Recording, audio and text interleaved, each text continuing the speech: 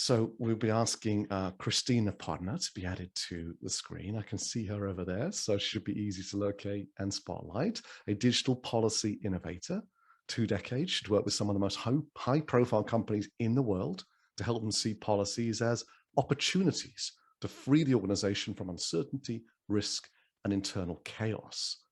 She's the principal of Native Trust Consulting, LLC, a BA in International Studies and an MBA in International Business from the Dominican University of California. She's certified as both a change management practitioner and a project management professional. You are very welcome today. Kristina, thank you for joining us. Thanks for having me, everybody. I'm really excited about this. And just to make my 5 minutes a little bit more interesting, I'm going to share a few slides and hopefully you can see my screen. You can? Sure. Yeah, we can. All right, I just want you to look at something really pretty while I speak is really what this is all about, rather than necessarily just have to focus on me as I'm speaking. What I want to do is really kind of reflect for a moment and ask you to do the same on what we've heard today. Andreas and Vas and Mareike just gave a really, really great nudge for us to really reflect on the technology, especially how AI-driven nudging can help from a behavior perspective and address the global climate change crisis. You know, from my perspective, I think it can be so cost effective, especially when it's deployed at scale, is really what we've heard today. And I think when we think about having the right controls in place, we can also see that we can preserve the individual citizen's freedom of choice. The thing for me, though, especially as somebody who focuses on digital policy, is I tend to wonder about all of the technology innovation and the ride we've been on for quite a few decades now. And what we always see is that we decide to experiment with technology and try it out. And only after a lot of social faux pas, a lot of issues, a lot of challenges, a lot of privacy losses, do we actually see regulations catching up and organizations getting very serious about the technology that they experimented with. So ethics and safety always seem to trail the opportunity. And so from that perspective, I want to actually ask everybody today to really be thinking and, you know, kind of going and delving below the surface. Above the surface, it sounds so great in terms of AI nudging. It's almost like, why not do it? But then when we pause for a moment and consider the implications of AI nudging, you know, we see things like, you know, bias, as Mareike mentioned, it was about privacy and transparency and all of these other issues. You know, there's the notion of personal data, because by leveraging AI, the availability of our personal data is not just potentially disclosed for learning benefits, but in case of a breach or unapproved access, it can end up in a, you know, somebody's hands that we really don't want to have that data in, and it can be a detriment to us as individuals, both from a privacy preservation perspective, from a mental perspective, right, driving to depression and other kind of ails, as well as a sustainability perspective. It could actually harm us from an economic perspective. And so I want us to really delve deeper and really consider what's under the surface, both in terms of personal data, in terms of the big data, and the fact that AI nudging has a continual need for more and more data. It's never satiated. And we really do need to understand what it takes to feed that monster, as well as micro-targeting, because I think for AI nudging to work, you know, as we've heard in the past, you know, nudging has worked at larger scale, but now with personal data, it's becoming so much more customized, more effective, obviously, which is great, but some populations may feel very uncomfortable with us, might find it even creepy, might find it very disheartening. I was thinking to myself, you know, how my mom or my dad, who, not that they're that old, but they are a little bit older than I am, how would they respond maybe to a nudge from their shower head, indicating that maybe they need to turn the temperature down so that we're not wasting as much on heating our water in our house. So, you know, there's all these considerations of what this looks like in practicality, not just from an on-screen digital nudging perspective, but when we expand it into the broader world of IoT devices and everything else that's going on in our household and in our personal space. And so when I start to think about all of those considerations, and I think about all of the risks, and granted, there's lots of opportunity. And I think, Richard, you had even said to me earlier, what choice do we have but to adopt nudging? Because perhaps, you know, we're already late to the party, so we do need to act somehow as individuals. But the bigger question, I think, is, you know, who will really be managing those risks and opportunities, or will we be in that, just another line on that timeline where we're innovating and doing and playing with technology, which we think is for the best, but finding out perhaps in a decade or two that it's for the worst, and we risked more than we were willing to bet in the first place. So I think we need to really be considering not just those risks and opportunities, getting into the details of that, but really starting to ask ourselves questions like, who will be looking at the risk and opportunities, who will balance out the risk, and who ultimately will make the choice when the risk is too great for the opportunity that we have in front of us. Right now, it's not very clear in my mind. So I think we need to kind of be thinking about all of those risks in a pro-social behavior nudging context, which might help with the small shifts that we've heard today, but also tackle the real systematic issues and the challenges needed to deal with climate change. Things like the risk of pro-social behavior nudging. We heard Marika talk about this, and also Andreas and Voss brought up the issue of, it's not just individuals. We do need governments, we do need businesses, we need venture capitalists and investors, we need NGOs, we need educators. We need more than just the individual as part of the ecosystem, and nudging of an individual is great. But if nothing else changes, is there really a difference in the ecosystem, or are we going to hear a reverberation because they're alone in that echo chamber? And then we have the need for policies to ensure, again, that we have those right controls in place so that citizens' liberties and autonomy and respect and dignity aren't put out either for sale through data sales to third parties, or even through some kind of breaches or exposure that we don't want to have in place. We also need to consider time, like how long will nudging take? We heard that already mentioned several times today, right? How soon can we understand what we need to measure? How soon can we collect those metrics and understand whether time is on our side, or have we already closed in on that window? As well as, what happens when we actually look at nudging and what it does in terms of empathy for other causes, because there are other causes in the ecosystem. Perhaps if we are looking at nudging and climate change in positive behavior in that sense, we actually might be hindering other areas like solutions of poverty or other social areas that we should be paying attention to at the same time, or that may in some instances be even more important than we see them at this moment in time.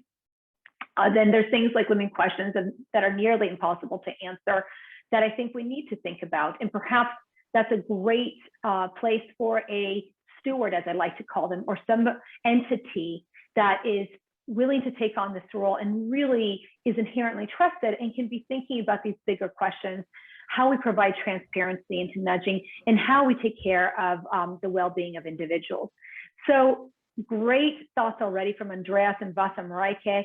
I know for me, I felt like what they were doing is adding more water to an already fertile soil, having me think about all of these really great things that we should be thinking about.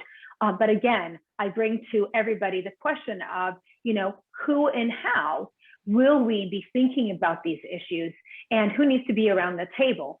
So at the end of the day, I would like to really turn to my panelists, everybody else who's joining us today via chat. You can become a panelist too, as I heard from Richard. But the question I would really ask all of us to take on and to start debating is, given the fact that this is such a complex environment, considering the fact that odds are so seemingly stacked against us, is it possible? And if so, what will it take really for consumer digital nudging to overcome the resistance to climate change action that arise from things like profit-driven economies, prioritization driven by social media, including polarization, right? We have people who are on extremes and only more so driven by that social media platforms every day. We have corporate interests, competing policy agendas. Like I said, poverty elimination just might be one of them. But very complex environment. And so where do we start? Can we start? And who, most importantly, ought to be around the table as we get that conversation going? Amazing. Thank you. Did you see the comments, Kristina, coming through as you were speaking? I did not. I will. I will take a look now because, yeah. Okay. Oh, goodness. So I don't have any answers. I'm just posing questions. You are certainly on point. A lot of people, including myself, they're very, very glad that you've raised these points. Kristina, you're right. We choose this platform rather than a webinar platform because we don't have a kind of them and us. You know, we are all in this together. We all care. That's why we're here. 110 people staying on into hour 2. It's incredible. Thank you so much, all of you, for being here. We're going to pull some more people on the stage, but we're absolutely able to pull more chairs up. If you want to be a part of this, if you heard what Kristina's talked about, if you've got things you want to share, not because you're an expert, but because you want to come and be in this conversation, then let myself know, Jaisal know, just let yourself be known, and we will find a way to do that.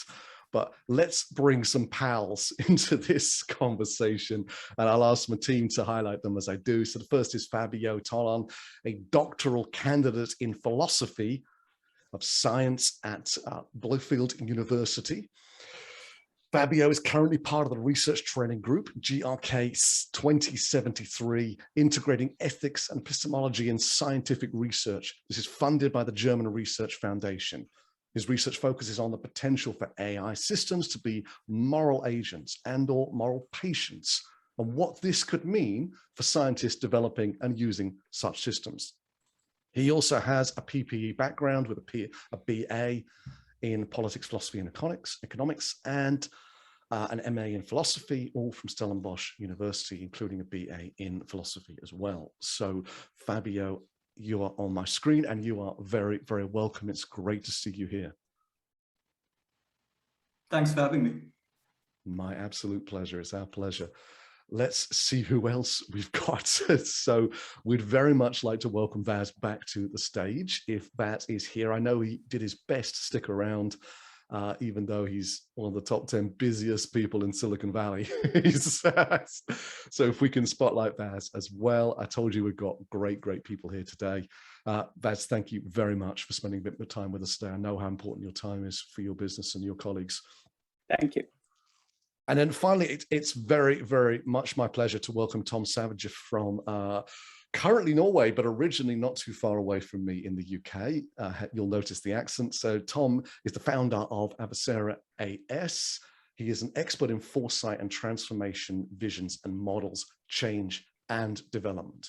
He's also a specialist, and I love this, in moving enterprises forward to a regenerative and thriving state. We had a wonderful conversation with Tom in the build up to this, and I hope Tom's going to become a friend of MKAI and maybe even a friend of me. I certainly would enjoy coming to Scandinavia and seeing this lodge that he's building. Maybe you could weave that in, Tom, into the talk somewhere, find a way to include it. I'm not done. For two decades, Tom's been forecasting and making the future happen, right? He's got the Future Laboratory, the biggest and best known brands in the world. Hundreds of successful projects worldwide that benefit organizations economically, yes, but more often than not, even the best foresight and ideas to deliver positive impact lie on the shelf unused or on the workshop room floor. So with his company, Avicera, Tom is focusing his skills and his network to advance the missions, mindsets, and models to move people within corporations, governments, and communities forward. And finally, Tom was recommended to us by Dr. Coco Warner from the UNFCCC, who, unless there's more than one Coco on this call, has joined us today. And I wanted to say it is absolute privilege and honor, Coco, for you to be here with us today. From the UN. It's incredible that you're hearing these things, and hopefully they are of useful in your work. And thank you for the ongoing communications that we have. I find them very beneficial. But Tom, back with you. Thank you so much for being here today. Pleasure. Thanks for having me. And we've got an odd number on the screen as I look at it. So that definitely means we've got a chair that we can pull up. Definitely, we can.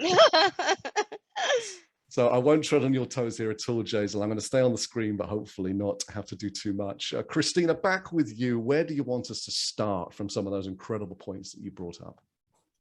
Oh gosh, you know, I always love to hear different perspectives from folks, especially on things that are practical and tangible. And so if I think about AI nudging, especially in support of positive action towards climate change, you know, who should be around the table and what are the first steps that they should take?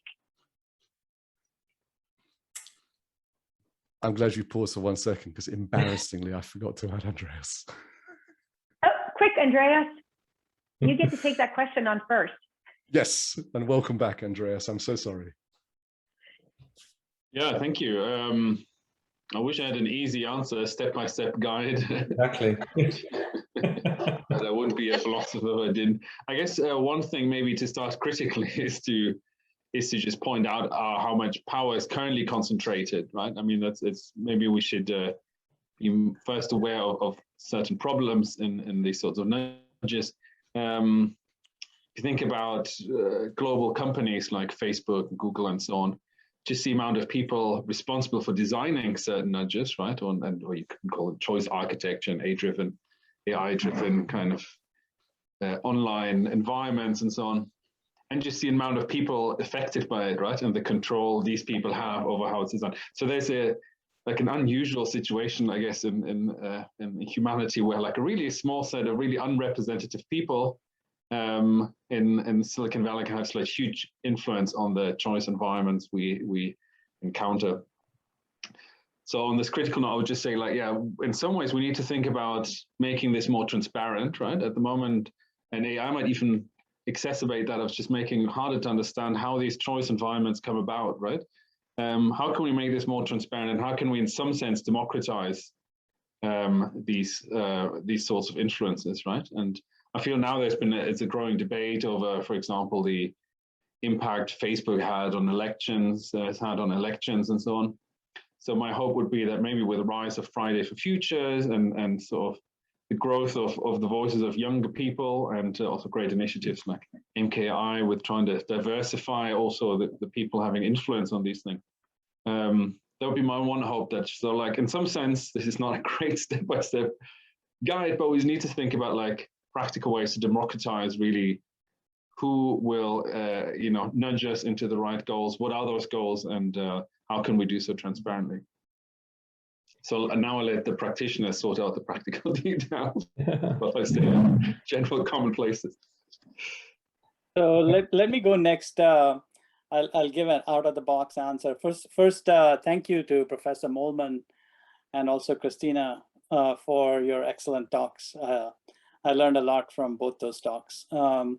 I think we should think outside the box a little bit to answer your question. Who should be involved in the design and implementation of nudges? I would say step back a little bit and perhaps these people are the educators, or really it's the value system. Nudges have been around for thousands of years. I mean, ultimately, the autonomous nudges are delivered by a value system. And there are no right or wrong answers, but it's the values. And there are different values for different times. What was right some time ago may not be right today, as we've seen this in many areas. And so I would say, therefore, I feel like the educators should have a very big role to play in educating what is a good nudge, who is being compromised, what are the cost, what is the cost of delivering the nudge, and is near-term impact, say perhaps a patient's health, important to consider, even though it may have a long-term impact on the climate. Should we sacrifice local or near-term inconveniences to deliver long-term benefits? Those are some of the considerations, and I think that you need to have a very strong education system that delivers values that then everyone can partake of, and we can all work in concert. Yeah, I'm kind of curious, from my perspective, I kind of keep thinking about education being so important. And yet when I think about the educational institutions in the greater Washington, D.C., United States area, I'm very perturbed because they can't get the very basics done of privacy, let alone think about AI nudging, right? So I'm like, wow, don't put those people in charge. But I also wonder if there isn't an opportunity to create standards or maybe even regulatory requirements when I buy my washer and dryer, which for some crazy reason needs to be connected to my phone, right? Not really sure why I need them connected to my phone, but if it is already going to be connected to my phone, perhaps that's the opportunity to remind me, you know, do you really want to use hot water? Do you really need to use the long cycle, right? And incorporate nudges into daily lives in a way that's actually helpful, useful, and goes beyond just sort of nudging into giving maybe additional incentives. And so I actually have been thinking about this for a while, and I think in some crazy dogmatic way, I think we should compel social media organizations to provide nudging in the direction that we want them to nudge, but collectively hold on to the data if possible, and then propel that through other systematic standards throughout the industry that would help citizens in the choices that they make in a very proactive way without necessarily doing trade-offs against other high targeted kind of programs like poverty, for example, right? Because it has to be a global solution, and yet we don't negatively want to impact people who are perhaps in like developing economies versus steering the right behaviors in those who are already in developed economies. I don't know if anybody has a thought on that or a response, or feels like that's maybe a little bit too stark in terms of starting to get people around the table talking and doing things. Yeah, I think that point that you made about the yin and the yang, alleviating poverty, is that more important than preserving the climate? And I've heard this multiple times from multiple groups, especially when when India is asked to to reduce their emissions. People talk about how the U.S. was the world's worst polluter, probably still is, in the 30s, 40s, 50s, in the high growth years. So you need to bring people out of poverty before you can talk about the other niceties. So that's a conflict. I'm not saying it's right or wrong. I've been in the U.S. for 40 years, a U.S. citizen. So what was interesting listening to the three of your presentations was listening to the. So I come at this from a very particular perspective, which is after a career of forecasting the future and helping big companies make money, that's not good enough now. So there has to be a bigger reason for why those companies exist. And the idea of moving people to a state that is sustainable and hopefully regenerative is interesting. But at the same time, what this strikes me listening to the three conversations is when we look at this systemically, and we have to find where in the macro or even the meta system that is our planet, where are the intervention points where we need to be asking AI to make a difference? Because then we have the brief. And when we have that brief, we can then work out what is the intent and what is the mission for AI. And I feel like the conversation so far is down in the weeds of the how and the should we, versus let's get to the bigger conversation of there are multiple issues. We have the SDGs, we have many other issues in the world. Are we talking about deploying multiple AI to solve all these things at once, or do we want to get to the root cause of all things? And I think this is where maybe the AI can help us do that. So I think it's also a very interesting conversation around releasing the leads and saying off they go, should we, shouldn't we?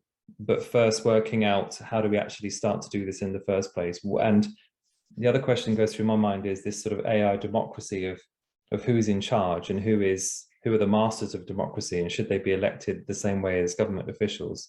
Should they go through an election poll to say, I am a candidate, I can be trusted, these are my credentials, and should we let the citizens vote for that panel who can actually run the AI? So there's multiple thoughts in my head that aren't really an answer to your question, Kristina, but yeah, I think this is what it's doing. It's almost spiraling multiple questions. Yeah, I like the voting thing. Let me add to that. Sorry, just a quick point. So I think it's great to think about the bigger vision, right? I work for the United Nations in policy. We're talking about the UNDGs all the time, and we need that forum.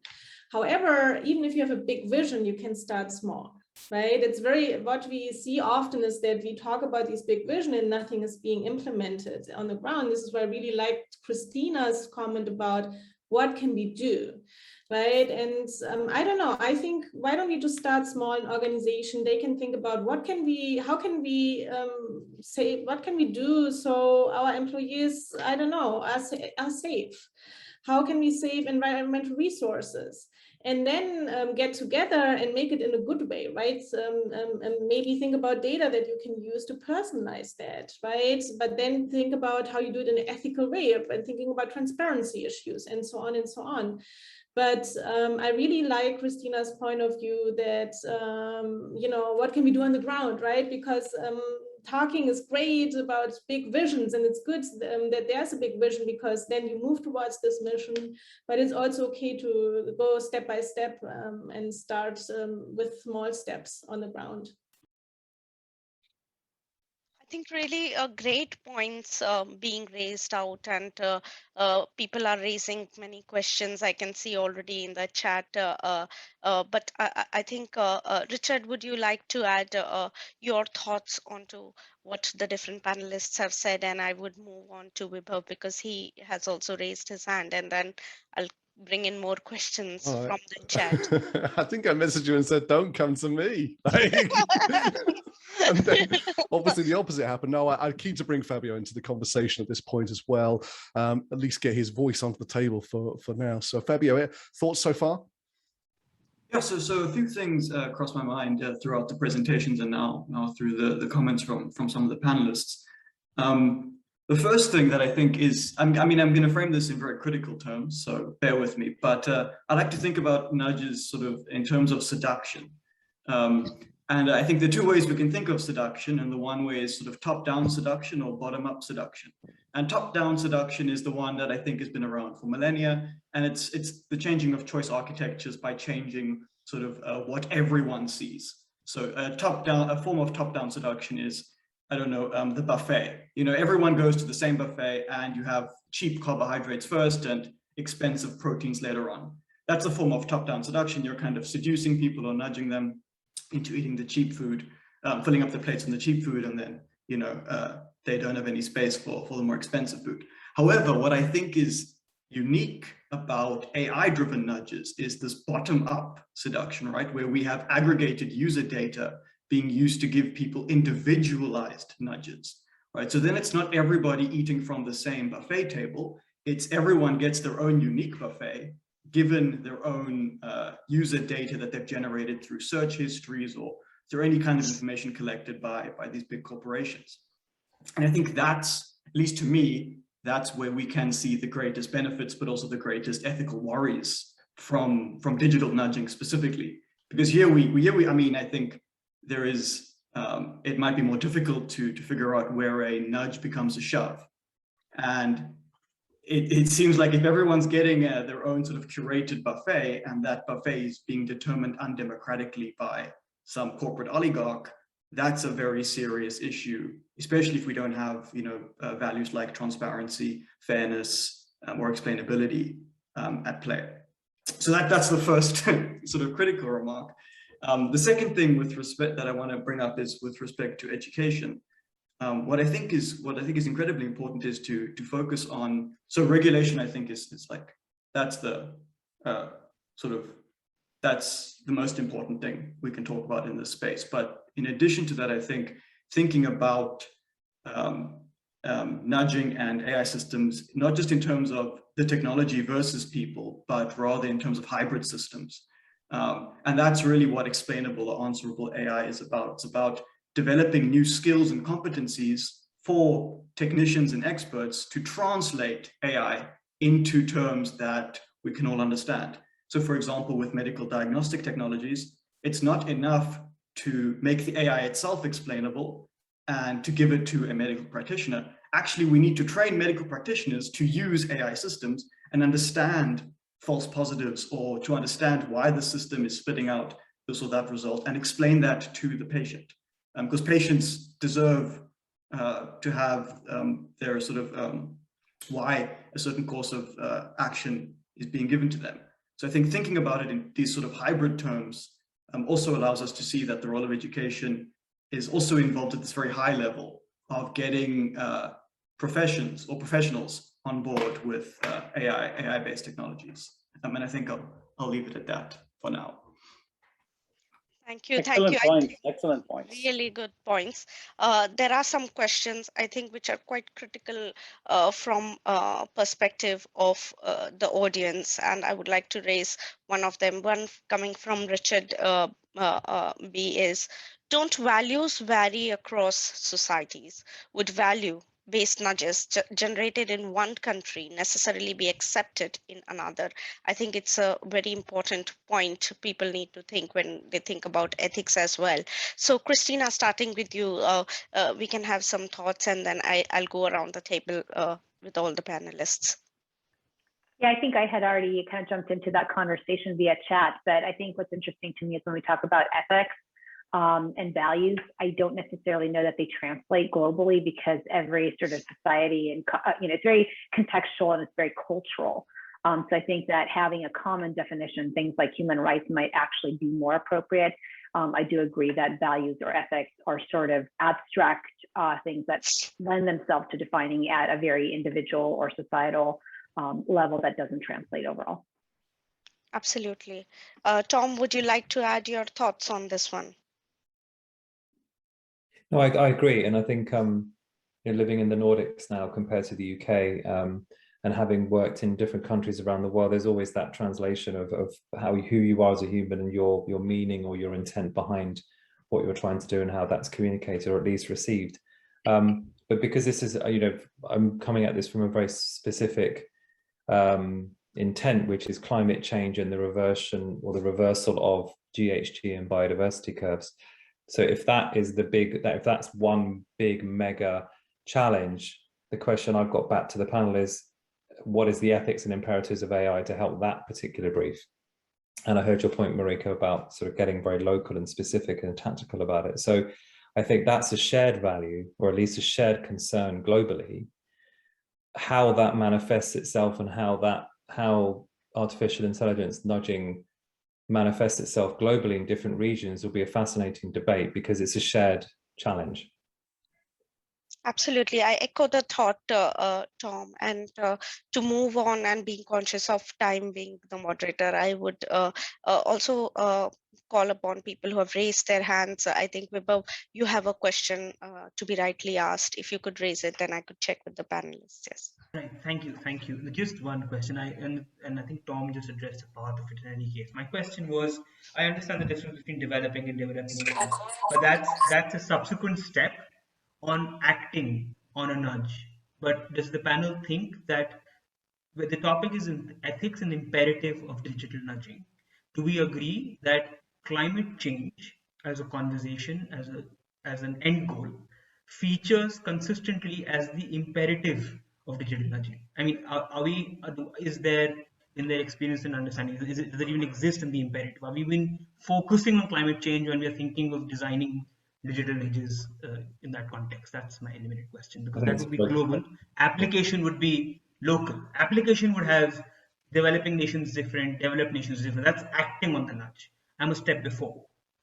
Thank you. Thank you. Thank you for that brilliant question. I think, Dr. Marike, I would like you to add something from that perspective to start with. Yes, thank you. I'm not sure if I, thanks for the question. I'm not sure if I completely understood it, but as I understand, you said what could be local initiatives in order to implement algorithmic nudging. Is that correct? Vibhav, would you like to add your Right. points again? Yeah. Yeah, what I was saying was, does climate change feature in the conversation as the imperative, as the need for digital nudging? When we're designing digital nudging as a concept, we're thinking of digital nudging as an end goal. Does climate change feature anywhere in that? This is which in my understanding would be a step before taking any step for climate change. I noticed Tom open his mouth and almost a word came out. So Marika, if you want a minute of thinking time, it looked like Tom was going to say something. I I put the two words of the ethics and imperative on my notepad, and the ethics and the imperatives could subsume 90% of the conversation, which is should we, shouldn't we, is it right or wrong, is it good or bad. The imperative is absolutely clear. So I think the question is, should we roll up our sleeves and try and work this out, because the imperative is really clear globally. We've never had a clearer answer than that before at MKAI. Mariah, do you want to jump back in? I'll ask you to unmute if you wanted, since Jaisal. Yeah, Yeah. Yes, I mean, nudging, you can do that in any kind of context, right? Climate change is a big word. If you think about the green economy, if you think about sustainability, food waste, if you think about eating healthy, right? So I think these are all some intertwined concepts, and I think, yes, definitely we can use nudging if they are designed in an ethical way, if we get people on board, nonprofits, policymakers, I don't know, those, you know, who have some technical knowledge. Yes, obviously, I completely agree with Tom. Let's get started. Let's do it. I sound like I'm so B2C. No, I think you're absolutely right. There are, my point about the systemic nature of the conversation is that you're right, climate change is a massive catch-all for lots of things. But if there are two specific intentions for artificial intelligence, should they be, what does it take to get to bend these GHG curves and biodiversity curves the other way, i.e. reduce GHG and increase biodiversity? Is that a really good intention, or at least a brief for the right people with the right skills to deploy artificial intelligence? I think this is where it starts to get into the practicals of it. And one aspect maybe to add, if you think about climate change, you can think about adaptation, right? And then you can think about, so either, you know, you produce less, for instance, emissions, right? Yes, I mean, the example I mentioned about Virgin Atlantic is a good example. Less fuel was used by pilots. Yes, there are nudges that we see. You can also think about adaptation, which is, okay, in case there's something is coming up, a hurricane or something, to send reminders to those who are especially in need. So if you really dive in more into the details of climate change and what are the consequences for individuals on the ground, I can think about a lot of examples of employing algorithmic nudging. I'll just jump in a second. Dean, does your question continue on this theme? Because we'll have time for all the questions that have been raised from what I can see. I see Oliver and Paul have got their hands raised. Yeah, I think so. I think it's the same way. It's like everyone has the same question, and like everyone has who's controlling it and who owns that. And the thing is, like, what I understood about the nudging is like it can program your subconscious, and mostly things that we do it with our subconscious. And how do we control that? And I have to, like, yeah, same thing as everyone else, the same question: who will control it, and how the control it will look like, the transparency and involving people. Is that enough, or we really need to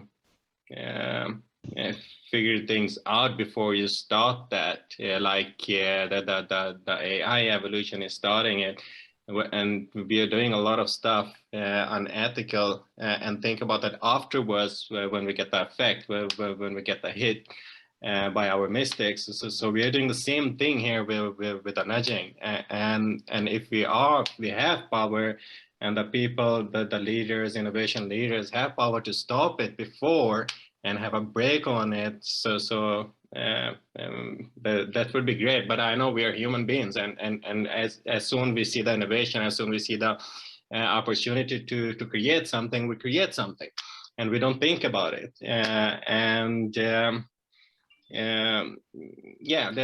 Those worries, like subconscious programming, subconscious, because this is the scary stuff. Programming subconscious. So there's so many techniques, and nudging is the one of them.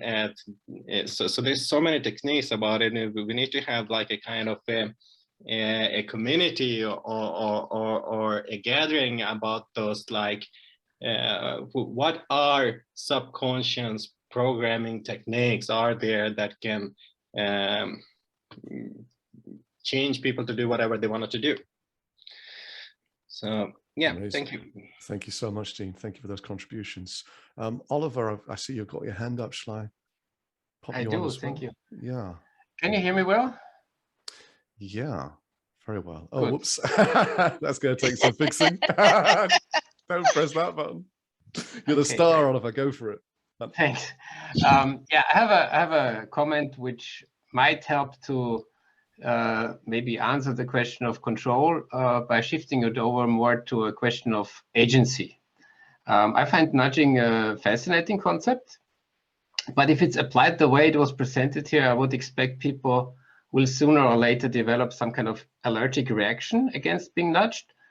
Not because of a lack of including the right stakeholders in the design of the nudging, or because of a lack of applying the perfect ethics in the perfect way, but I would assume people will develop an allergy against nudging and maybe against all types of digital technology if they rightly conclude that the nudging only goes one way, meaning who is nudging the nudgers? I've seen many bidirectional arrows on many PowerPoint slides, but apparently there is not much focus on what kind of quality the feedback arrow from people being nudged back to the nudgers should have. What I mean is to assume that only the people being nudged have to adjust their behavior is quite bizarre. Everybody has to learn, everybody's wrong about something. So my proposal would be, have the nudging go both ways. And then maybe the system doesn't have to be perfect to begin with. It will improve over time and people will accept the system as a kind of fair and just and equal partner in their lives and for decision making. I think, Oliver, a great point made. This is one of the thought process which I have been also having for a while regarding nudging. So thank you for it. And can we bring in Richard on the spotlight again? Andreas, would you like to add some thoughts on what Oliver just said? Yeah, maybe thoughts about what Dean and Oliver said on both things.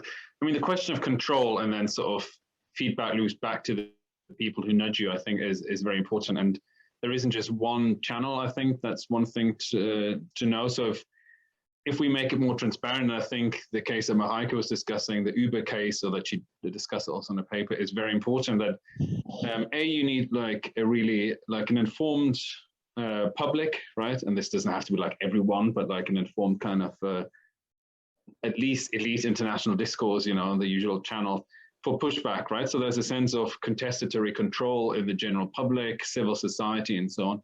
That is one way of pushing back, right? There's a sort of more societal discourse, and that's an important area, I think, that we just sort of, we maybe now see more. I mean, there are more discussions, for example, what was the documentary, which wasn't always perfect, but like the social dilemma or these sort of documentary, and you see like a slightly bigger discussion now about these issues, even beyond very kind of tech savvy circle. So that's one area, and I think we've seen some good things that might be like, you know, help to control those who nudge, and also nudge not always in the best ways, right? And also in very counterproductive ways.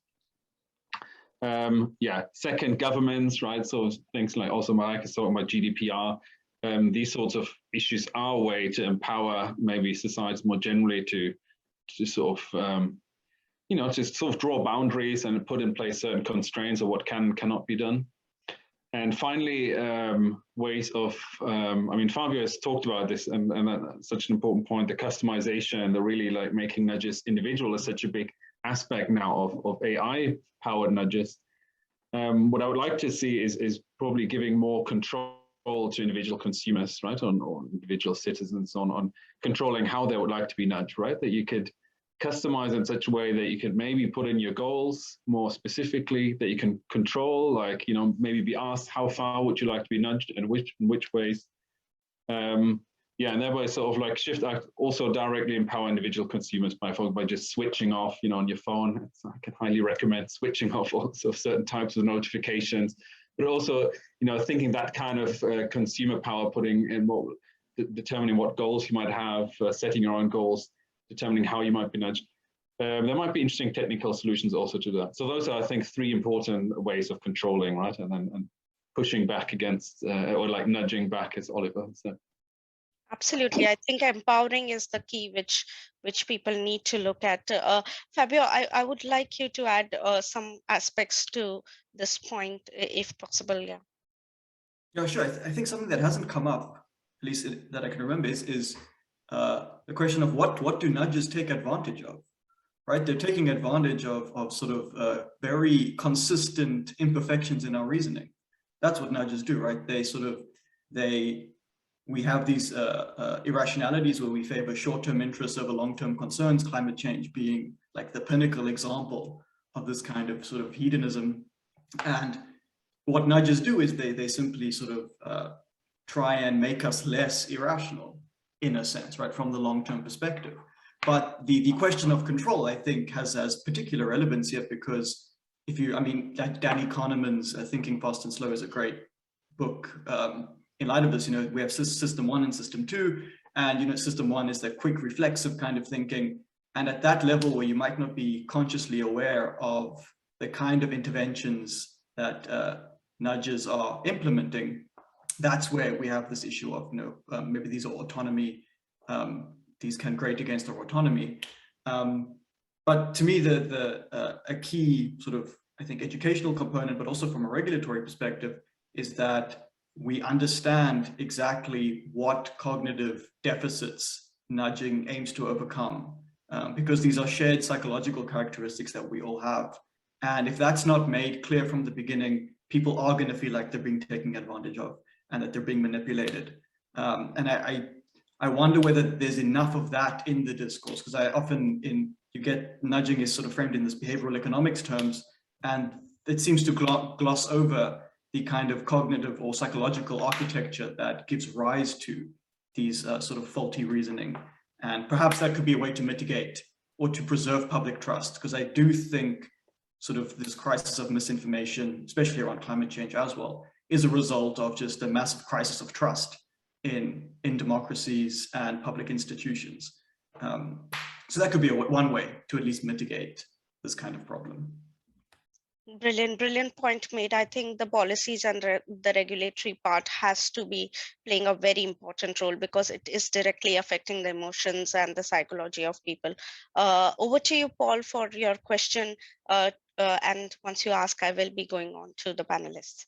Thank you. A very, very different angle on this, just as we have a tiny bit more time, which is coming from the point of view of whether the panel have views about the AI winter, and that when we look at two examples currently around the struggle of autonomous cars to actually get on the road fully, with trust, and also things like AI-powered surgery, is one of the biggest problems at the moment in those areas, and where they've kind of hit a problem, is that if you take the car has an AI kind of navigation system, it has a vision system, it applies the brakes, for example, and actually to keep that safe, currently each coded robot essentially instructs, for example, the brakes to brake to save life, and there's instruction happening, and sometimes one bot will take over another bot based on algorithms. But actually there are some people in that field saying we will get that problem solved, similar with things like really high quality surgery, proper robotic surgery, actually probably when we hit quantum computing properly. But within that is the realization that rather than taking over a process, it's better if one bot nudges another and actually ask questions using things like fuzzy logic of, well, do you think you really want to do that? Or have you taken this bit of information into account? And it's the notion of AI entities being in conversations with each other, where nudging actually creates much more nuanced activity. And so rather than binary, either you're doing this or that, it could well be that nudging isn't something we particularly follow in this clunky way in the human system, in social media and so on, but actually it could come into its own when we have the proper semantic AI talking to itself in conversation. And essentially the process of gaining higher accuracy and safety will be polite nudging of one bot to another. Just wondered if you guys had any thoughts about that. So Vas, would you like to add anything to this perspective that Paul has raised? Well, I think everyone has covered this to quite in depth. I don't have anything more to add, but I loved Fabio's points and also loved Paul's counterpoint. So thank you. Thank you. Thank you. Kristina, would you like to add something to Paul's points that he has been raising? So I would, but I'm still stuck on Oliver's concept of feedback mechanisms or counter nudging, because what I was envisioning at that moment was the individuals on Wall Street who are making all of this money from Bitcoin mining that I mentioned to everybody earlier, somewhere up towards the Niagaras and an old coal plant. And I thought, wouldn't it be cool if we had like a electric collar on them? We could actually not nudge them, but buzz them. So that's where my head still was, right? Because I think, from an individual's perspective, we are looking to nudge individuals, or that's the conversation. But Paul, to bring in your perspective and echo that, we can't just have an individual nudge in a chamber. I think it does have to be a connected system, right? That actually takes into consideration the context and the emotions and what else is happening at any given point in the broader sphere, but also with the internal. So if I think about it maybe as a layer of onions, right? And having those layers of onions interconnected with feeds. And then I'm at the center. And so things can get filtered, they can get coordinated depending on what's happening all around me. So I would agree with that, but still stuck on Oliver's question as well, which is, how do we nudge back, and not just maybe nudge back, but nudge sideways as well? Because I think it needs to be not just an action and a reaction, but also communal feeds that are going in different directions based on inputs and priorities that go beyond the individual to societal considerations. Thank you. Thank you, Kristina, for adding that insight. I'm sure it has added to more knowledge to Paul. And Manihe, welcome to the panel, and you can ask your question here. And we just have 5 minutes to go. 4 minutes. Okay. 4 minutes now. Yeah. 4 minutes. Okay. So hello, everybody. My name is Manijay Mutagi. I'm an organizational psychologist. And so I'm about the human mind and human perceptions and how do you nudge humanity into being happier, being more responsible, accountable for one's own, choices and outcomes. So as I'm listening, and I'm really grateful to be here, things come to my mind. First of all, like everybody, my mind is half on the chat, half on. So if I say something that indicates I wasn't listening, I missed something, it's normal, I think. So my thoughts are, okay, just following on Wibhab's comment on the planet, let's say the changes, planet warming and all this.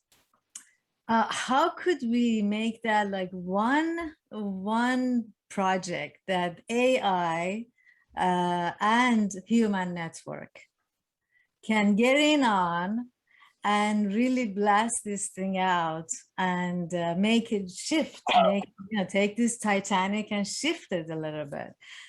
Collaboration between AI and human, like word of mouth or whatever, education and all of that. That was one thing that came to me. Another thing is that most people are followers. Look, we're not representative of the masses. People here, we don't represent the masses of the, humanity. People don't like to think about stuff. People don't like to make, think about and make choices, better choices. They like to follow as a whole, generally, most people, not everybody, most people. So it's difficult to make an impact on those who still live by the consumerism of more material, the picket fence, the white picket fence, the house, the ownership of these things. How do you go about, making an impact when the masses are not thinkers? That's a wonderful question. And stick around for our after. We've got 90 seconds. Okay. Who can do 90 seconds on that? I've got an answer. Nudge them.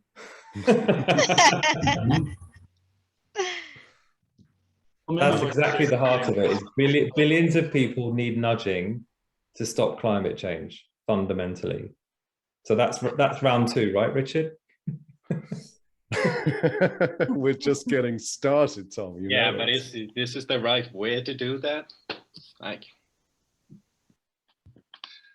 you want to say something positive in defense of the wider population? I mean, many people they are thinking, or like they might be thinking less hard than people who have the time or the education to do so. But they also, climate change is a collective action problem, right? And I think people understand this, right? So they will not deviate too strongly if they feel others are not doing so either, right? Like, why should I get rid of my nice, I don't have a car, but like, why should other people get rid of my nice car, stop eating meat if no one else is, right? So like what you need is kind of norm change and communication that we're all sort of doing it together, right? And then actually you see, I mean, you saw that with Corona, I guess, as well, right? In the beginning, no one expected here in the Netherlands, anyone would wear a mask, but as soon as they saw enough other people do it, or enough other people got the vaccine, the expectation completely shifted and people did get the vaccine and did well.